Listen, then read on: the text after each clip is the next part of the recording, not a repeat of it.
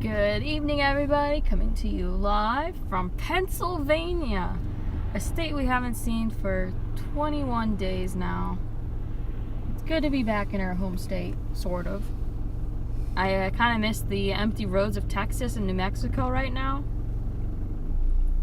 The traffic in Pennsylvania is pretty rough. It's a Friday night, so it's to be expected. Gas prices suck in Pennsylvania, thanks to our lovely gas tax.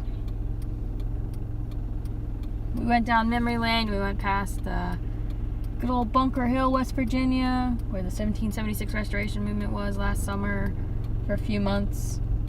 Then we also checked out Hagerstown, where the Freedom Convoy ran through last year to protest the tyrannical government mandates.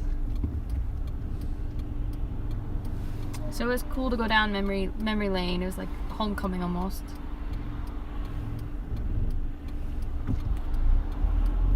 We stopped at our favorite Hagerstown Sheets and got some lunch/dinner. So that was good. Good break. We had some fun entertainment watching the Sheets truck unload. He did a nice backup job at Park. Yeah, it's amazing what they can do with such a large vehicle.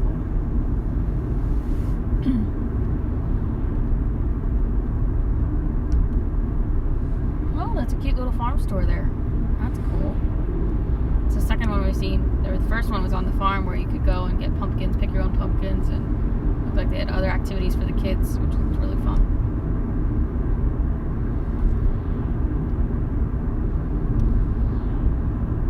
Hope everybody's having a beautiful Friday evening. It's currently 76 degrees out. Feels really nice.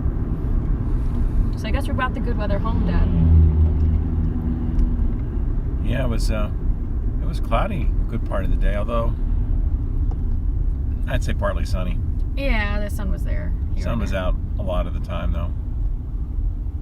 Seems like it's clearing up a bit. The skies look a little bit bluer than they were. For sure. We had a few raindrops early in the afternoon, but they didn't last longer than a minute.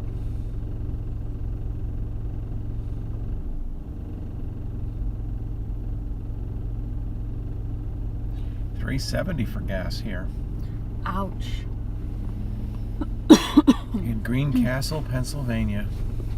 So not only are you paying highway tax, highway robbery, you're paying state robbery because it's just into PA.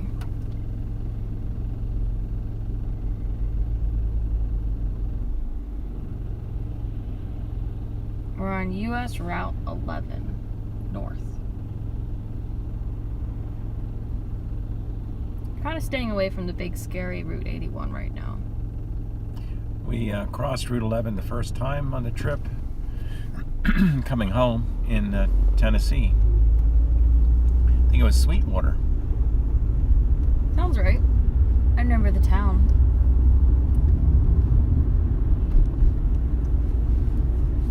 This Sheets doesn't look as busy as the Hagerstown one.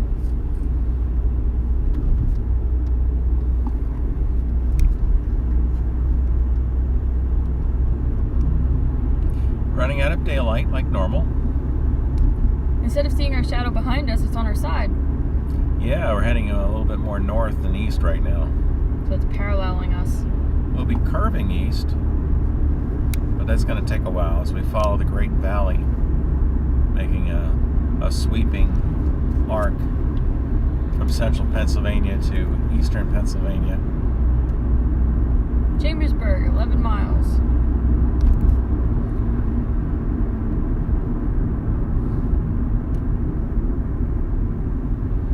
$5,300 miles now on the trip. We still have over 100 miles to go. What's that?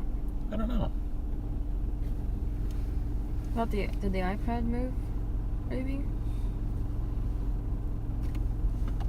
My phone might have moved. I don't know.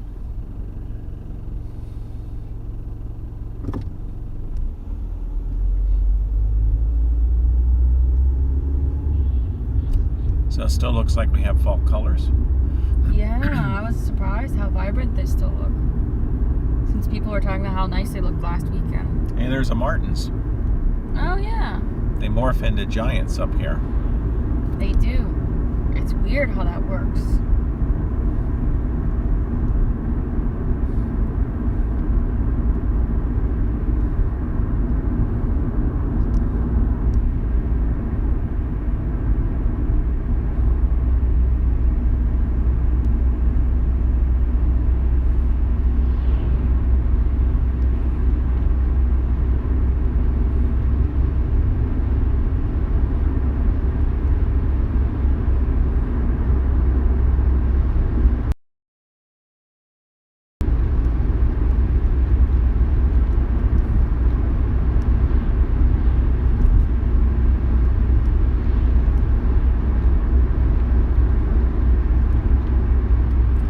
Try to stay on US 11 until we get to about Carlisle, Pennsylvania, and then we'll pick up 81 for a bit.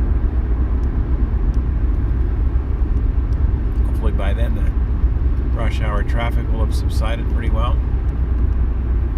Hopefully. Hopefully there won't be any accidents. So some fun facts in our 21-day road trip. We have traversed 16 different states. Started with Pennsylvania, and then West Virginia, very little bit of West Virginia, before we entered Ohio. Then it was Kentucky, then it was a little bit of Illinois, then it was Missouri, and then it was Arkansas, Oklahoma, Big Texas, and we went to New Mexico, which is where we had the solar eclipse on Saturday, October 14th. And after that, we went back to Texas so we could go visit some cool things like Big Bend National Park. And then we came over to Louisiana, Mississippi, Alabama, which was a little bit. That was on the Natchez Trace Parkway. Then Tennessee. And then Virginia, which we really started pretty low in Virginia. We went almost all the way to the bottom left corner of Virginia. So we checked out the Natural Tunnel State Park. It was really, really neat yesterday. And then Maryland. Finished the rest of Virginia today, and then Maryland. And then some more West Virginia. And then Pennsylvania. So West Virginia is the only state we've been in 3 times on the trip. I think the only other state that we've been in twice would be Texas and Pennsylvania.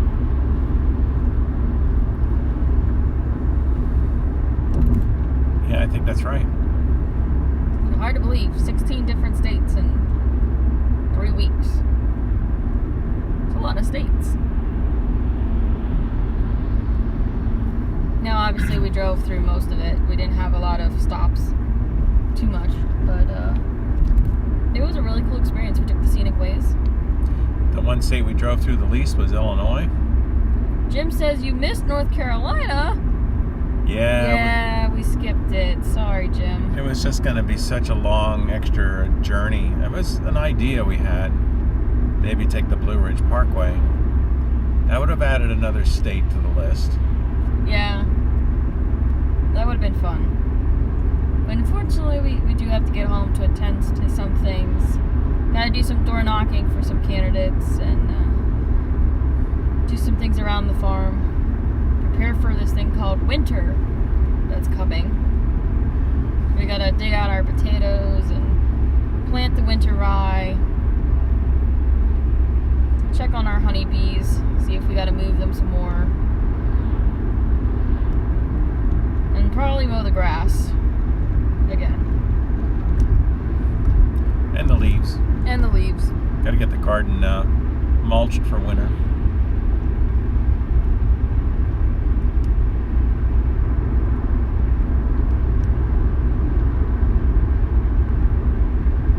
So except for the side trip yesterday to the Natural Tunnel, we've been following more or less the Route 11 route. We're on Route 11 now.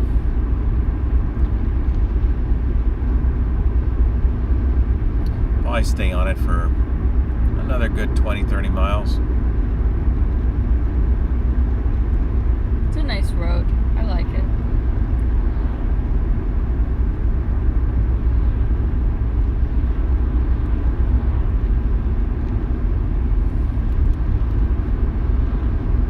most nights. I think it's going to cool off tonight as it gets dark.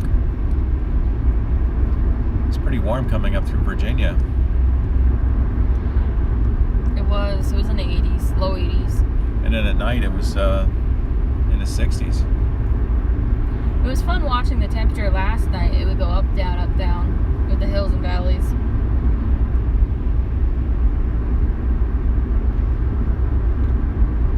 I'm trying to recall, it was like the lowest 49 last night, and then it was all the way back to almost 70 in some places. It was really wacky. It's all those microclimates. Kind of like what we saw at the natural tunnel, where you had that microclimate right near the tunnel that was at least 10 degrees cooler. Very different plants were growing there. Yeah, and the trail got wet too. It was dry all along the creek on the trail. And then we got close to the tunnel and you could see the high cliffs. And it definitely started feeling cooler. And that's when you saw the rocks were wet and the leaf litter was wet. There was a lot of moss and ferns growing, that type of stuff.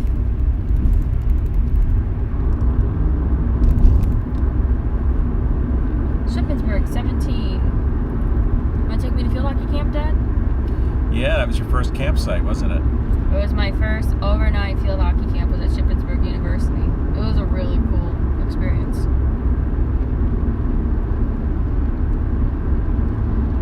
Jim says he had to stay in Carlisle for a night on 81. He had a bad snowstorm. Yeah, sometimes those happen, snowstorms. They can be pretty nasty.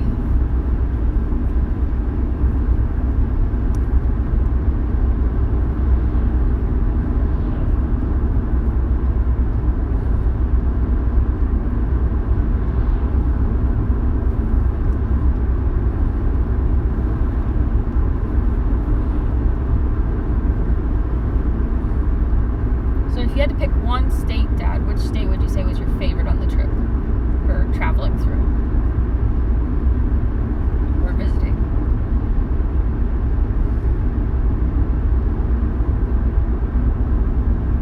Probably New Mexico. Although Texas is a close second. Yeah, for me it's kind of a tie between New Mexico and Texas. I think the west, if you just say western part of Texas, I would say that was my favorite. Yeah. Because I didn't care for, once we got towards Temple.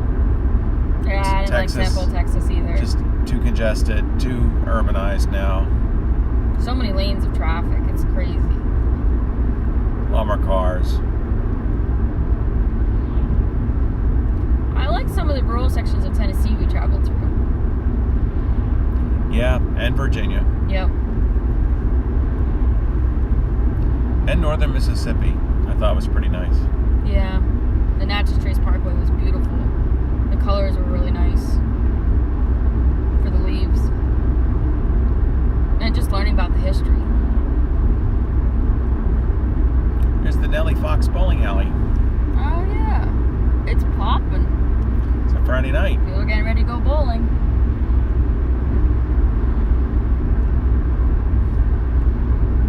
Still alive in some places. Bowling's a lot of fun. Big skill. Yeah. People think, oh, you just throw the ball. It's not just throw the ball. I used to watch the professional bowling. I think it was one of those things they had on Saturdays on television.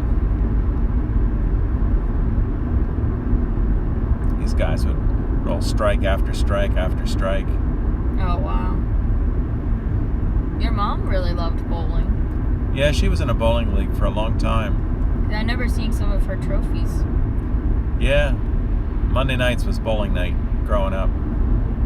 For her. That was her night out. Yeah, Monday nights are pretty dead in Hamburg. It's very sleepy. Jim says the Smoky Mountains are my favorite. You're right, Jim. The Smoky Mountains are pretty cool.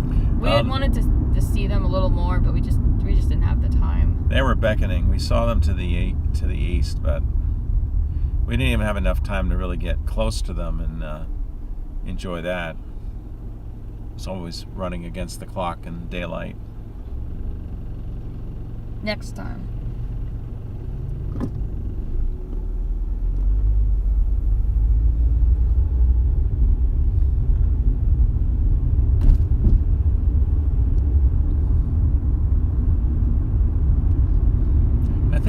Mount Mitchell. I don't know if technically that's in the Smoky Mountains or not. It's all part of the same mountainous area. Jim says, don't go bowling in Maine. Oh, really? Is bowling not a good thing in Maine, I guess? Unless they're very competitive. Yeah, Mount Mitchell was cool. That would have been cool to go back. It would have been cool to see the natural bridge as well in Virginia. I know in my mom's bowling league, they did play with handicaps to even things out some. I don't remember how that was calculated, but it kind of made up for some people who weren't very good bowlers.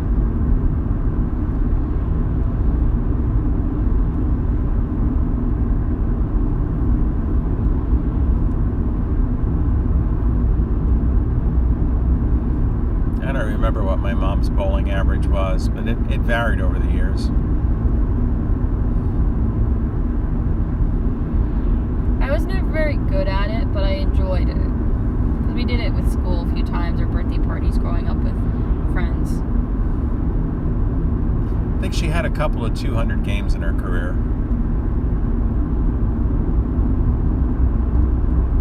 That was always a big deal to get a 200. That was pretty rare.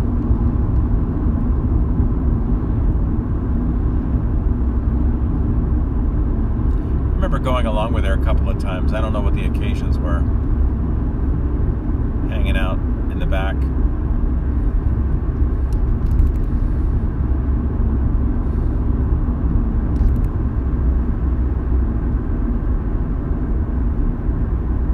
I remember they had a jukebox at the bowling alley. That I remember being there, and they were playing American Pie, Don McLean. Oh, it's a good song. I'm trying to think of the other one too. I think it was Chuck Berry, My Ding-a-Ling. I remember those songs at the bowling alley. That's hilarious. Jim says, you all haven't been watching the news. Nope, we don't watch the news. We have been unplugged, and it kind of feels good. I know we'll have to run into that. I know there's another war going on. I think, if I recall, what Jim might be referring to is there was a shooting. Oh, really? But I don't know anything about it. I just saw my one friend in Maine said they marked themselves safe from a shooting. Oh. But I don't know the specifics. Chambersburg. Rolling into Chambersburg now. Well, that's a shame if there's another shooting. You hate to hear about that.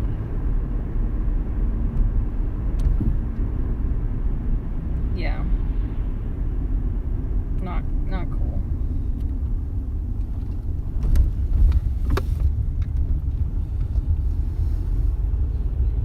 Doesn't matter what side of the gun argument you might be on. Nobody wants that sort of stuff going on.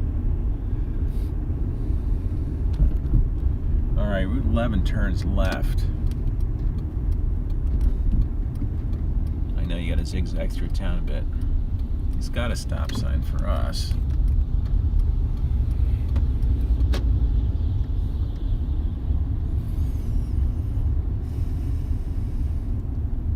Jim says 18 people were shot in a bowling alley. It was an ex-military dude who's still on the run. Oh, wow. Oh, that's awful. Yeah, we had no idea. Our prayers go out to all the families affected.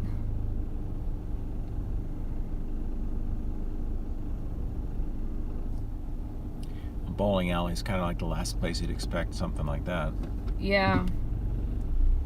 That's weird.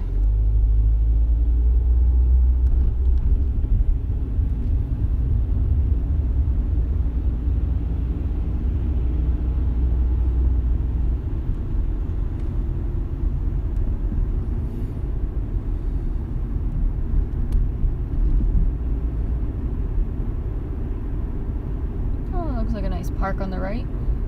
Kids are having fun playing some basketball.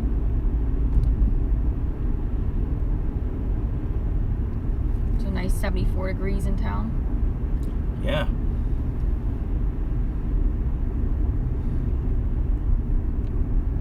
Like you, I'm wearing shorts, and I'm getting to feel how chilly that feels in the car when I usually have jeans on. Yeah, you get to feel what I feel. They're praising me out. Yeah, and you're always like, why do I have the blanket? You got another blanket? It shouldn't feel like that. It's 74 I know, out. I know. It's weird. It's I thought that was just the low humidity in the Southwest, but maybe not. It's not humid middle of the summer is what it is. Yeah. Where the humidity's 80-90%. I don't have another blanket if I could get you a jacket. Because the blankets are kind of buried. Yeah.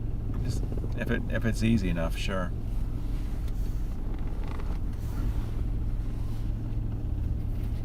Just a bit drafty down below.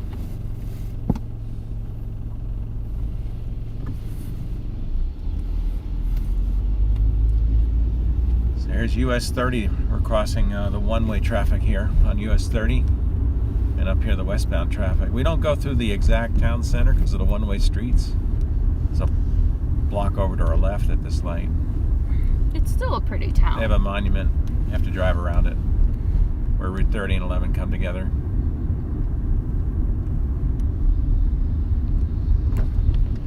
.30 was one of the early routes to the west through Pennsylvania. It is Pennsylvania, Jim. He said it looks so Pennsylvania. Yeah. We do kind of have that I think he look. knew that, though. Yeah, he did. It's interesting. We do seem to have that look. I know what he's saying. It's just the way our buildings are.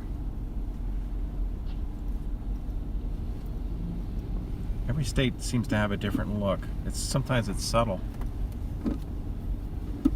Well, in Texas and New Mexico, I noticed more of the old along the towns, like the western feel, like the saloons and just the way they built the fronts of their shops. It looks like the movie sets. Yeah, like you see in the western movies.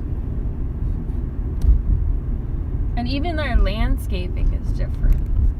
I mean, obviously they have different plants, but I feel like the landscaping is different as well.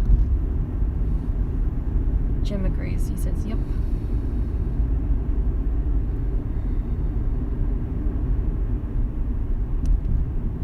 Right lane must turn right. We go straight, sort of to the left.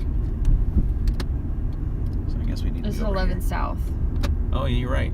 I was going to say, I thought we went north. Yeah, you're right.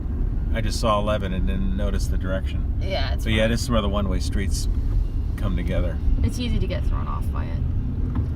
I should know it. We've been through here before, but It's been a long trip. north. We have to keep going north. At our greatest extent, we were 2,000 miles from home. I was at the Mule Years on the trail in Big Bend. Big Bend National Park. That was really neat. You could see Mexico. You could see the Mule Years, which are big outcroppings in the mountains that look like ears. It was really cool. It was very desolate, though. The only thing you heard were the insects and the birds, if there were any birds around. I think there was another group that was hiking that trail because their vehicle was there. We saw them later, Yeah. but they were They must have been way out. They were probably way out at that point because they caught up to us At sunset at Salto Vista. Yeah, and that was after we did the hike to the Burro Mesa pour off at the bottom of the canyon there. So they were way out. We didn't hear them. Didn't see them. Yeah, it was neat. Just seemed like it was just the two of us just in a wilderness around us. A very hot wilderness because it was in the mid 90s, but it felt a lot hotter. Yeah, not the ideal time to hike in the desert. Yeah, they recommend not to do the trails when it's, well, these white sands said anything over 85, so it starts to get to be very risky. Gotta make sure you bring a lot of water. I ended up getting heat sick later that night. Yeah, you did. I did not feel good at all. I after we did that longer hike. Just kind of hit me. Part of it is I kind of fried all the way there. The sun was on my side of the car. We go around the field hockey field here. Home of the Phoenix. I'm trying to remember what the name of the school is. Wilson College. They have a nice grass field, hockey field. Looks like they recently mowed it too.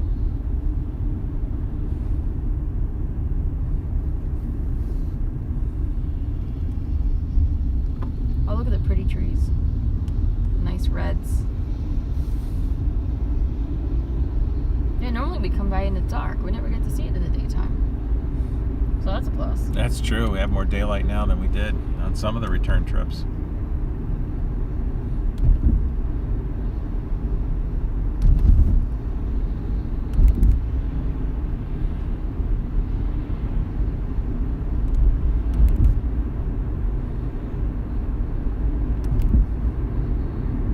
Well, we could have got home a little earlier if we had taken the highways and if we had skipped the laundry. Yeah. It's kind of good to come home with mostly all clean laundry, so that's one less chore. One less thing you have to do when you get home. Instead of washing the clothes, you just put it away. Yep. And we both agreed this morning that would be a better feeling when we got home. I just hope the washing machine survived the guy who used it after us because he overstuffed it. Oh yeah, I was sitting there. I was just monitoring our drying because we're using two different dryers. Because I had washed a couple of jeans and put them in a separate dryer, so they didn't beat everything else up. So, the guy comes in to use the washer. He's got a duffel bag. I don't really think too much about it.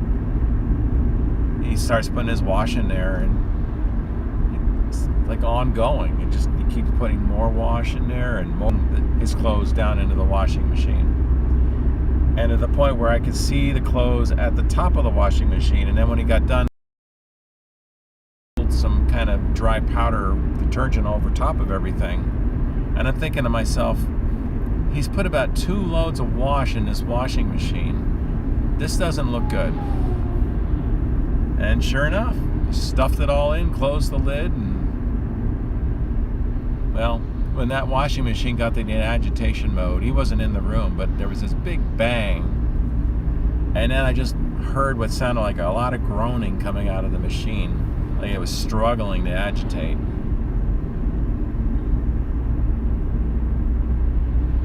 It's like, wow. I guess that's how you save $2 on your laundry. Not only bad for the machine, I can't imagine your clothes are going to get very clean when there's hardly any room in there for agitation and rinsing it out. I don't know.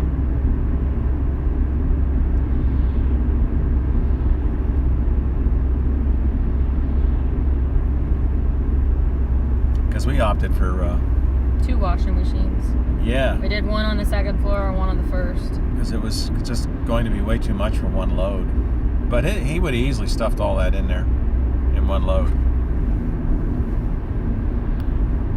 Jim says, a lot of cool houses with Dutch hip and gambrel roofs. Easy to tell PA.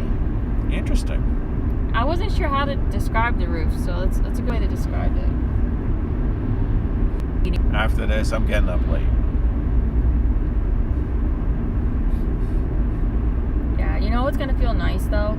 Sleeping in my own bed. Oh, yeah. I'll admit, yeah, we know the place we stayed last night. But their beds are hard. I felt like I was sleeping in Fred Flintstone's house.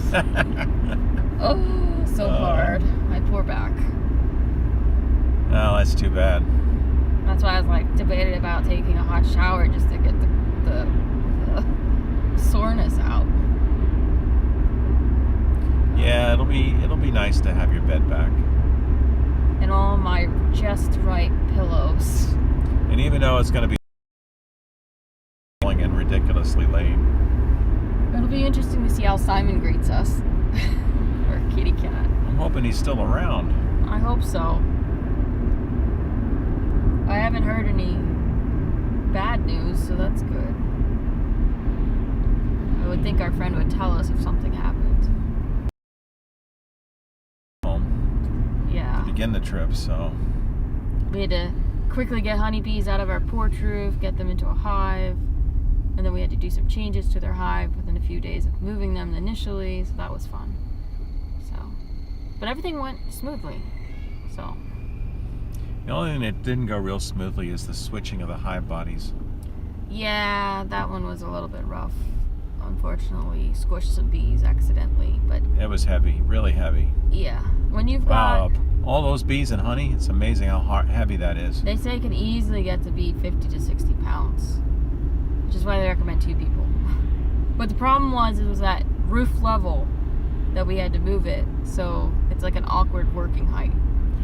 Yeah, they recommend you don't, when you relocate them, either you go really far away or you have to stay. Within 2 feet, 2 to 3 feet.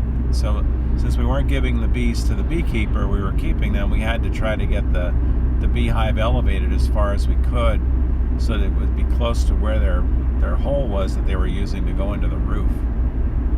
So even though that porch roof is pretty low, maybe 7 feet or so above the ground, putting the beehive up 5 feet was a bit of a challenge. Yeah. We basically used our second hive that we bought, because initially we thought we had 2 colonies. Turns out the second colony was a yellow jacket colony.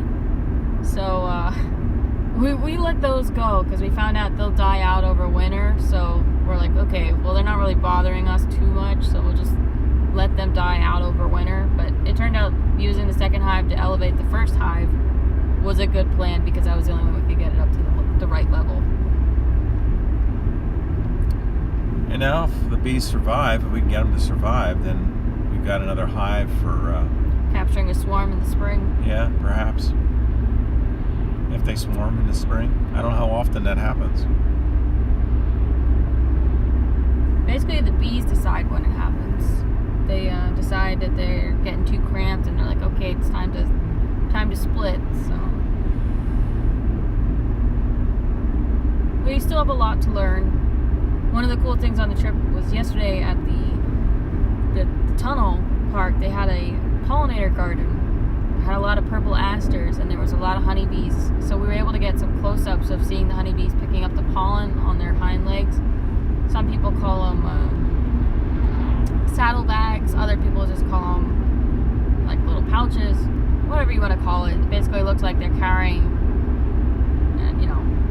a glob of orange on their back hind legs because the flowers were orange, like the center. And then they were drinking the nectar from the nectaries.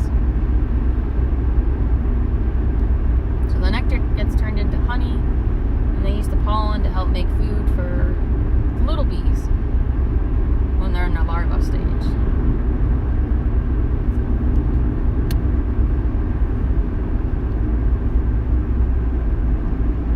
We were able to give them all of their honeycomb back, which was great. Very little went to waste.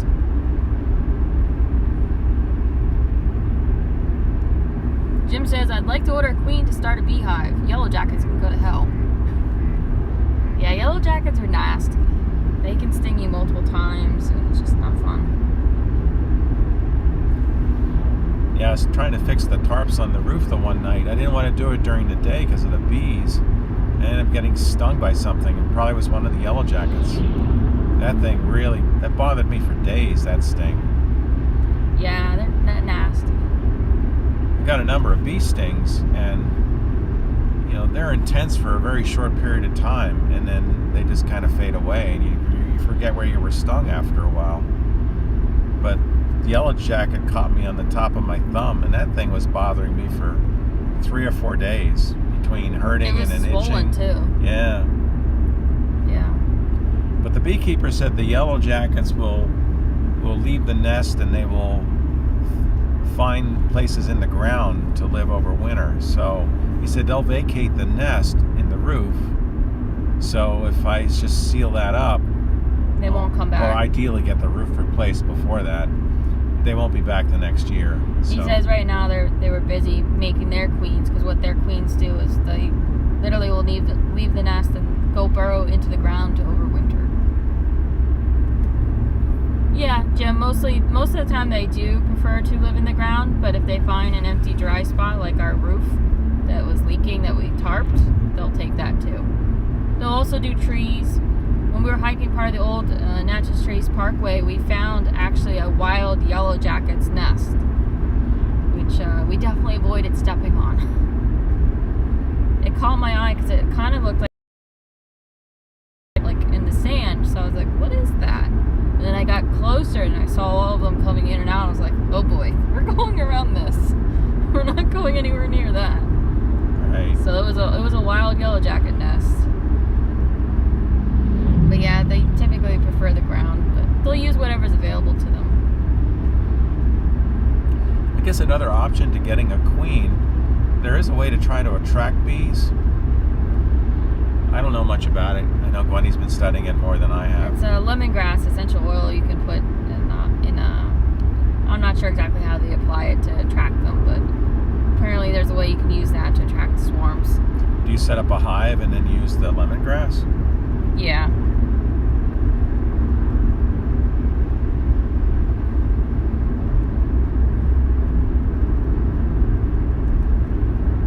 I know we have a neighbor down the road from us that has some bees that came from them or not.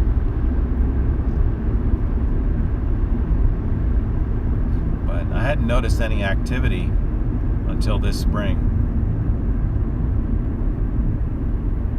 And it seemed like as the season progressed, there was more activity. That I had for the beekeeper, had I been thinking about it. Yeah, I'm not sure how you figure out the age of comb. That's something I don't know. I know the beekeeper pointed out to us like the darker comb was the older comb, and we could see what was the newer comb that they were building. Plus, it was empty. The newer comb was literally empty. So I have some pieces at home on the counter that we saved that were just in anywhere. So basically, you had to cut it out of the roof, and then you got to cut it to fit into the frames, which go into the hive body boxes. But we had to put rubber bands around it to hold it because we don't have any, like plastic foundation or anything. It's all 100% natural beehive comb. So we were able to preserve their comb, which is good. It'll make it a little trickier for extraction because we'll have to get rubber bands to extract it with cookie sheets, like the special cookie sheets that you can wrap around it. That's what he recommended to extract it next year for honey.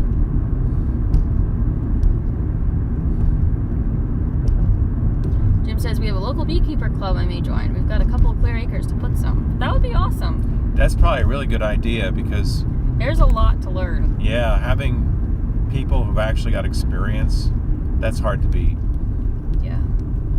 There's some good books out there, but even the books recommend that you find a local place if you can. And especially local because techniques that work in one place are a little different than other places.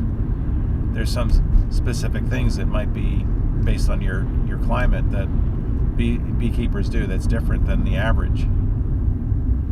So we're in Shippensburg now, the home of Shippensburg State University, the site of your first hockey camp way back when. Yeah, that was awesome. In the scorching hot summer. Okay, well maybe the heat wasn't so good, but the experience was fun.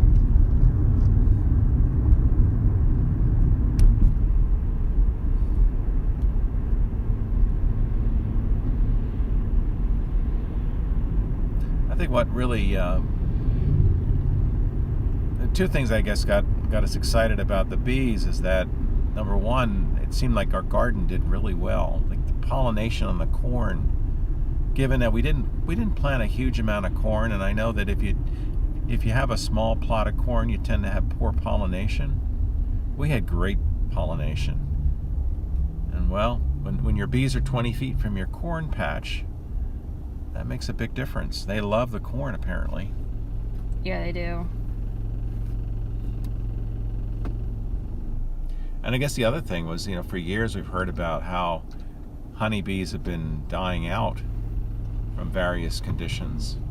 So it's neat to actually have one be right there. It's kind of a sign, at least to me, a sign that maybe things are turning around for the honeybees.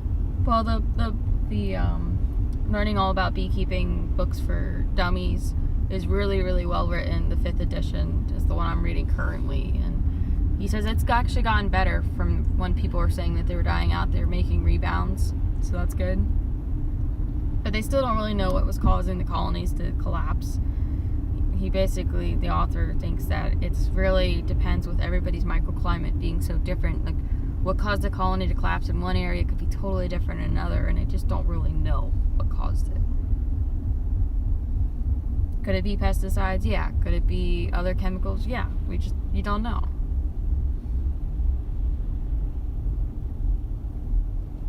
You know what I did learn that was really fascinating about honey is if you actually don't filter out all the pollen, you can actually figure out what plants it came from. Mm-hmm. So you can find out where it came from. It's also one of the most adulterated product in the world because there's such a high demand for honey. So a lot of big manufacturers, they'll put, high fructose corn syrup in it or other things to make their honey go further. Basically cut it, yeah. Yeah, and because they filtered out the pollen, you don't know where it came from. There's no way for you to test to know where it came from, so you just have no idea. So the author basically says support local and, do it locally. Our beekeeper friend that, helped us out with our bees, he prefers not to treat for, the varroa mites and other things because he just doesn't want chemicals in his hive, and that's the way we're going to go. We're not going to use that stuff. We don't want to use all the chemicals or antibiotics and all that.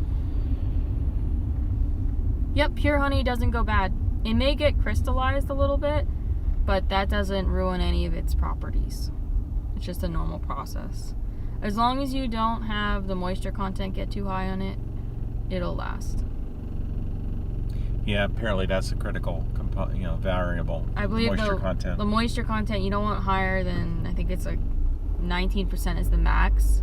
So if you get it too high, then you could start having yeast, that natural yeast that are in honey could start to grow, and then you could get fermentation. You can actually make honey mead, which I didn't know, which is purposely, fermenting it to turn it into mead. I don't know quite the process, but you can make your own honey mead, and apparently it's pretty good, according to the author who's done it. But yeah, apparently, he also said they found honey in one of the ancient Egyptian tombs in the pyramids, and they said it was actually still edible. I'm not sure who they picked to try that one out, but it apparently was still good. So if it's stored properly, it can last for a long, long time. And of course, natural honey has properties that could be beneficial for your health. And as you know, over there, the desert climate was dry. Yeah. So a lot of things that would have rotted elsewhere, like in our Pennsylvania climate, for example, can be preserved if it's dry. Yeah. If it's dry and it didn't get wet from rain at some point. I also learned that the Egyptians were the first to realize the importance of pollinators and moving the bees, so they were first to actually move their beehives to pollinate their crops, which I thought was a really cool history tidbit the author included.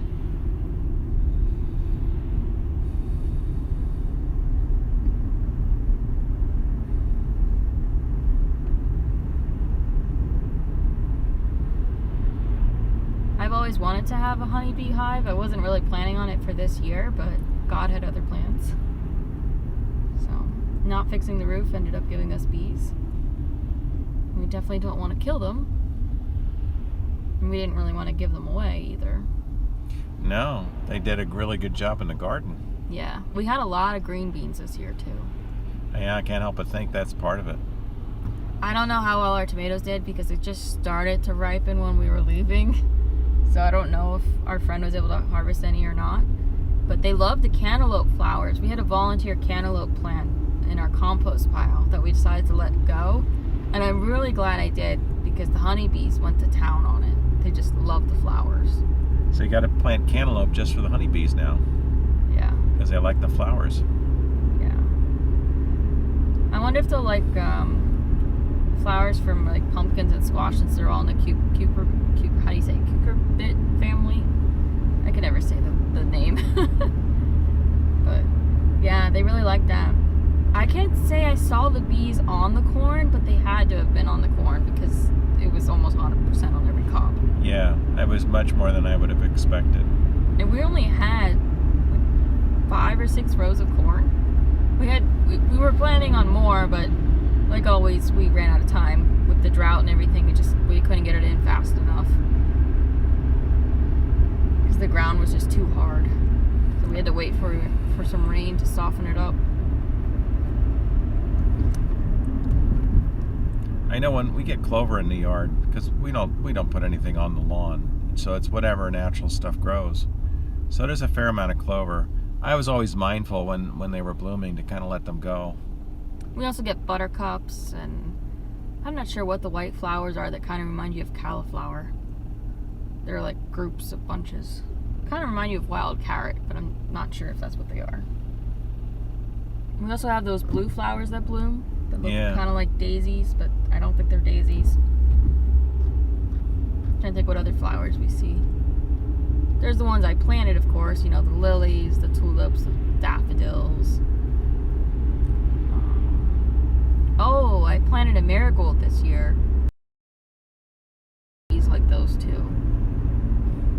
What was the flower yesterday, the blue one? Asters? Those were asters. I want to get some. The bees are really going to town on the asters. Jim says, I had dozens of cucumbers. They grow like weeds here. Oh, wow. Yeah, they might like those blossoms too. Yeah, they might. Because that's similar to a cantaloupe. They're in the same plant family. The moon says, help! I'm getting eaten by the clouds. It's getting sucked in the cloud bank. Yeah, I see. It is rising. There's certainly some crops that seem to do better in different areas. I know for us, green beans have always been pretty good. This year, I think they've been the best we've ever had. And I think the bees had something to do with that. Yeah.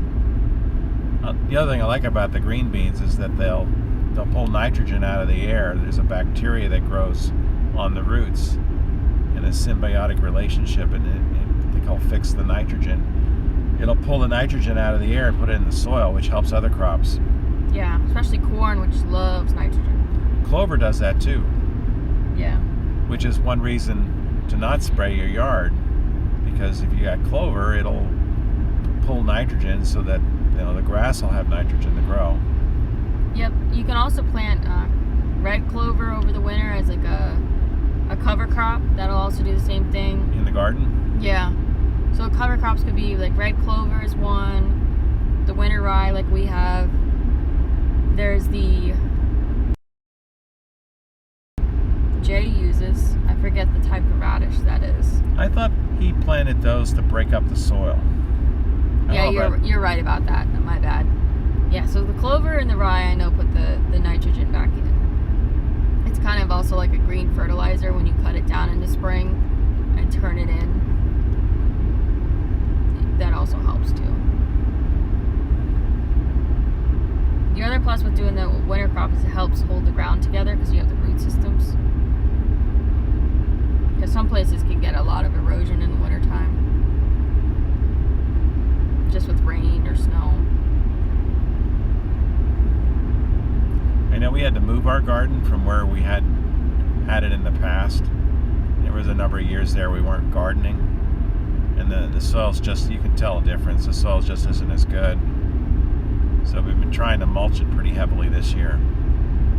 We did supplement, which I think probably helped. So I think this fall we're hoping to mulch it a lot with as much leaf litter that we can get, and that'll add some extra minerals and nutrients that the grass doesn't give us. Mulch the rest of our yard grass as well. Jim says cover crops like winter rye are important to recharging the soil. Yeah, they are.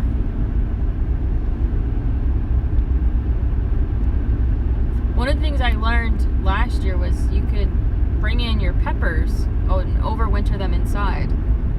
Green peppers and the jalapenos. It's hot peppers. Special pruning process you have.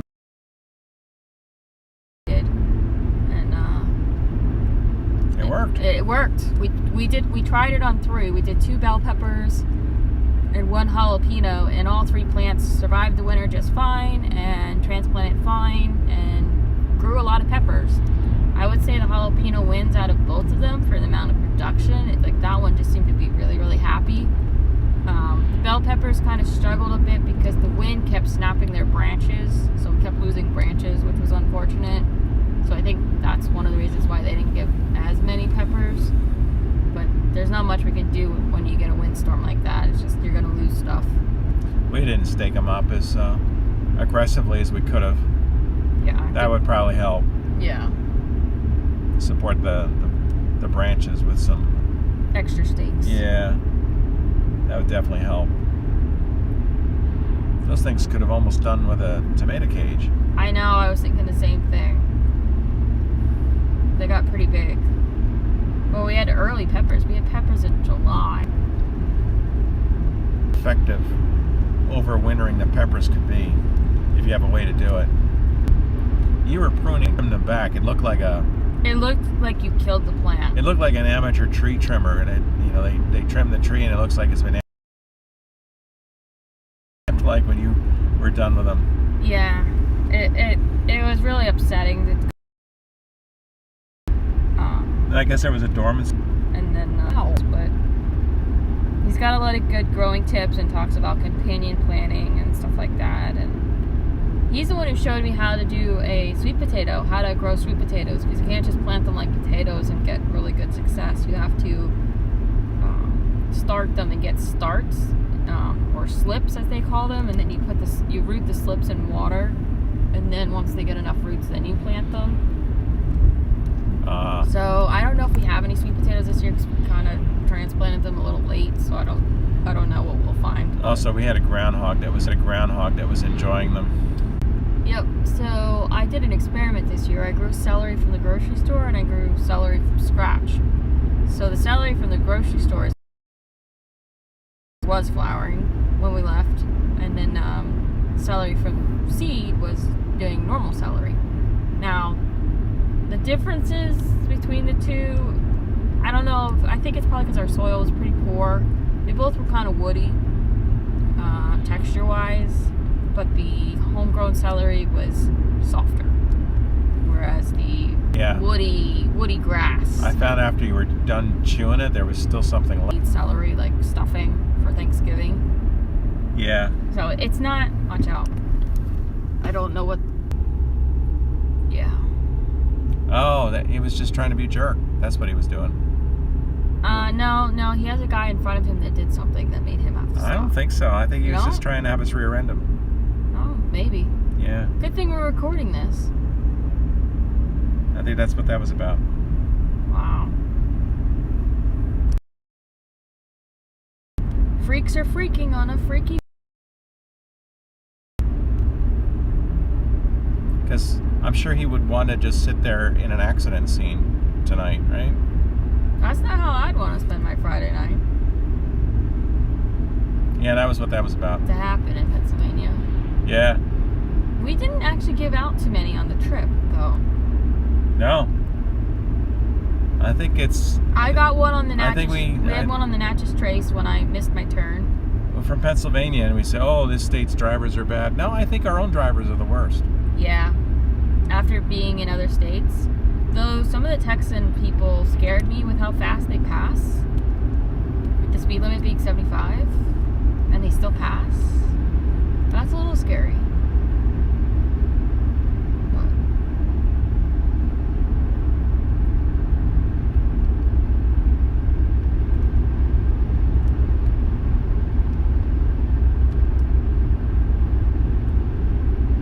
What else did we grow? We had beans, potatoes. We don't know what the harvest is until we dig them up, which will probably be tomorrow. Let's see what else. The garlic was an utter fail. I think it got too dry.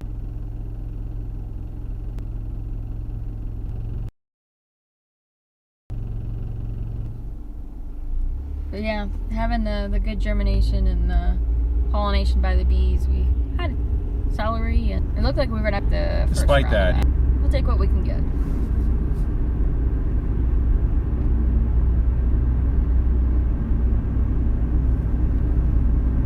grass with kids. Or storms and stuff just kind of flooded them out and they just kind of drowned. So I'll have to just restart them. But what's nice is I can grow them in the wintertime and just grow them inside. Tomatoes love basil, they're companion plants. And the bees love basil. That's one of the crops, the books I've been reading have recommended for honeybees is plant basil and let it go to flower, and which unfortunately ruins the basil for eating, but it feeds the bees. So you got to plant some just for the bees, which is really not too hard to do because Basil loves to grow. it doesn't take a lot to get enough. So planting extra isn't too much. And basil's fairly cheap, so you could get a packet and get tons and tons of plants. You can even do cuttings, I think, with basil as well. But I haven't tried it yet. I know tomatoes, a good way to propagate tomatoes is to take cuttings from your tomatoes and root them. And we learned that the first year when we had damage to our tomato plants. We were like, oh, this is such a big branch to lose. And we were like, well, let's put it in a vase and see what it does inside, you know. And they grow roots, and then you transplant them. So there's a lot to learn. It's really fun to grow your own food. It's definitely hard work though, but it's kind of satisfying to eat your own produce. And nothing beats it. You know, eating a fresh tomato out of the garden, you can't beat that. Unless you go to a farmer's market. No bug ingredients. Though occasionally you may find a cornworm in your corn. Yeah. Because we don't use any pesticides. Well, you don't eat the cornworm, so. No, you just cut that part off. But as someone said, I don't know who coined the phrase, well, if the bugs are eating it, it's got to be good. So you got to be wary of what the bugs are not eating.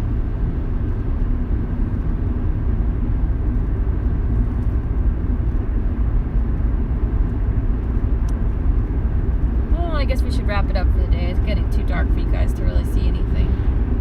Unfortunately, we're running out of daylight. Yeah, it's a tradition. At least we're consistent. There's something nice about being consistent.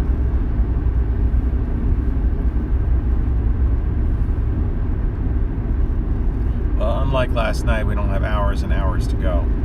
Yeah, that's a plus. I think we're probably about 2 hours out, a little less maybe. I'll make sure to let you guys know we got home. I'll post on my Facebook page and my YouTube community page. Unfortunately, Rumble doesn't have such a thing, so there's no way to really do that on Rumble. Looks like we'll be hitting about 5,400 miles plus by the time we get home. So a little bit over budget. Budgeted about 5,000 miles. I think it worked out though, doing the 2 days in Alamogordo though, instead of rushing those 4 items. It was the Space Museum, the Valley of Fires, magma flow, the lava flows, and then White Sands, which was the beautiful White Sands National Park, and then the petroglyphs at Three Rivers. I think those were definitely good plans to do that over 2 days rather than the one that we originally planned. Oh yeah. So, but that added mileage going back and forth. It was an adventure. And then, of course, doing, the natural tunnel added more because that wasn't on the way home per se. I mean, it was sort of on the way home, but it was more west than we were planning. Yeah, we had to go due west to get there. But that was a really cool experience. So, and meeting that nice ranger, seeing the honeybees, that was really neat. So definitely talk to the rangers when you go to the parks. You can get some really cool stories. We had that with Carlsbad Caverns. We were kind of one of the last ones on the long loop, and I was at the last sign, and I couldn't really see what we were supposed to be seeing on the sign. And he's like, "Don't you see it over there?" I was like, "No, I don't. Unfortunately, it's too dark." It's like, "Hold on, I got a flashlight." So he pulls it out so I could see him, and it's like, "Oh, I wasn't even looking in the right spot." It was darker than I thought it would be in Carlsbad Caverns. You said it was much brighter when you visited many years ago. I thought it was. And other people said the same thing, so I think your memory was correct on that. They've toned it down. They've also switched to mostly LED lighting too, so. It reduces the heat generation as well. Yeah. They did say they turn it off at night, which is good. Because I wondered about that. I was like, they've got to turn it off at night. And then seeing the bats fly out of the cave like that when we were leaving, that was cool. It looked like smoke. But it was swarms of bats. Well, I want to thank all of our viewers and followers for following along on our awesome solar eclipse road trip. It was a fun 21 days bringing you all along with us as we traversed 16 different states. It's been a bit of a whirlwind, but we have a beautiful country. Hope to do it again in the future. We plan to continue covering events in Pennsylvania, including local stuff, including conditional use hearings and township meetings, you know, that kind of fun stuff. But there will also be rallies and other events. So just make sure you check out my channel, subscribe so you can see when I go live again. We'll also try to probably get back into doing some current event streams too, eventually, once we get everything settled for winter. But thanks for following along, and we'll catch you next time. Have a great rest of your Friday evening.